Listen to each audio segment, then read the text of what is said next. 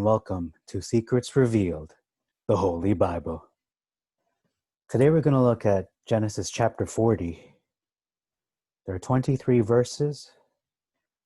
Beginning with verse 1, we see the first difference. The chief cupbearer is the title stated here. In the Septuagint and the Masoretic, it says he is the butler. The other person is the chief baker, and he is identified as the baker in the Masoretic. It's noteworthy that they're not simply regular cupbearers or bakers, but they're the chief. They're the head of those departments. Verse 4, we see here that Joseph was already in the prison, but these two men, the chief baker and the chief cupbearer, were in the prison with Joseph for, it says here, for some days, or they were days in the prison, because that was inserted. It's not actually there in the original. So they were days in the prison. How many days? We don't know. Most likely less than a year, maybe even less than a month. However, it says in the Masoretic, they continued a season in the ward. Now, we normally think of a season as 3 to 4 months, but at least a month or two. So days versus months is a big difference. Verse 5 says, it's more the sentence structure that confuses me here, talking about the chief baker and the chief cupbearer. They both had a dream in one night, and the vision of the dream of the chief cupbearer and the chief baker, who belonged to the king of Mitzrayim, Egypt, who were in the prison, was this.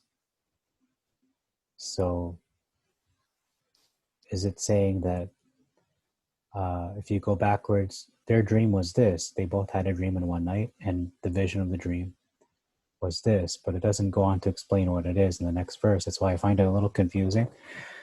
However, if you switch these words around in their order and you say, okay, well, they both had a dream in one night, and the vision of the dream, and the vision of the dream of the chief cupbearer and chief baker of the king of Egypt, this was their dream, or they both had a dream, and this was from them. It could be from them, or just saying past tense, this was, so this happened.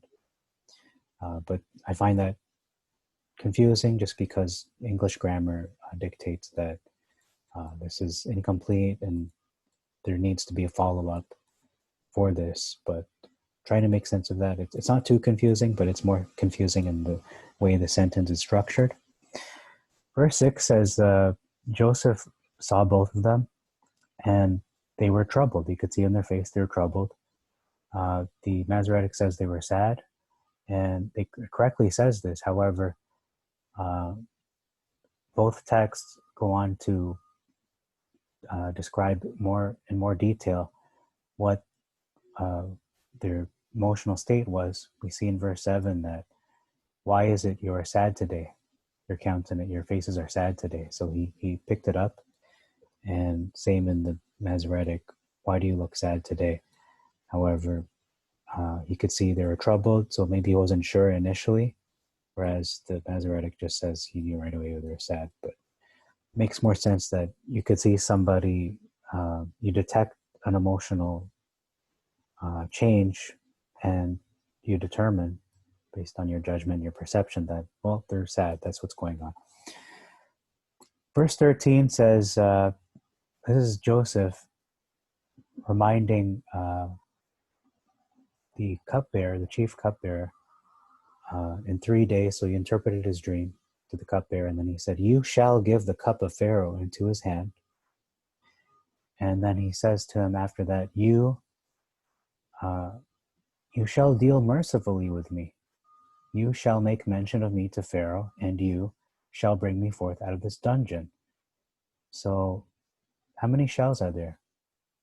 Remember me when it shall be well with you.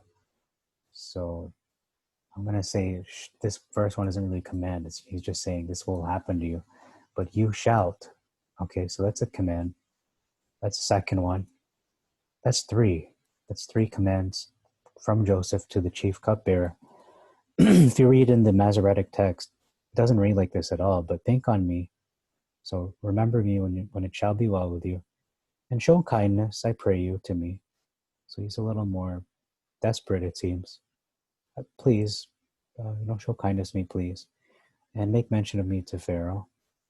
Less polite there. And bring me out of this house. So it's a little more desperate. He doesn't sound as commanding.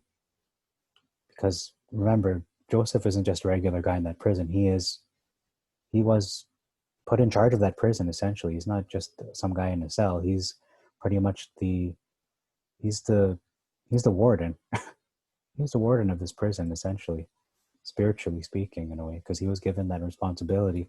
Everything was under his authority and responsibility that the chief of the prison had given to him. So, it sounds more emphatic to me. His shall, you shall do this. You will do this. Think of Star Wars. These are not the droids you're looking for. So it reminds me of the Jedi mind trick, trying to make him remember, trying to reinforce, you will remember me and you will do this for me, instead of pleading and saying, oh, please show kindness to me, I pray you. But that's not what it says in the Septuagint. He's more emphatic. He sounds like a confident person who has been put in authority, not arrogant, but calm and wise. Okay, next, we have 2 verses left. Verse 15 says, I've done nothing wrong, and they've cast me into this pit. Joseph is saying, he's describing this prison as a pit, possibly because it's underground, or he's just using an analogy and saying, compared to my freedom, this is a pit. Or maybe even hearkening back to when he was given up into slavery by his brothers, where he literally was in a pit. In the Masoretic, he describes it as a dungeon. So similar, but a dungeon just sounds more like, a medieval dungeon. Verse 16 is the last verse where there's a significant difference.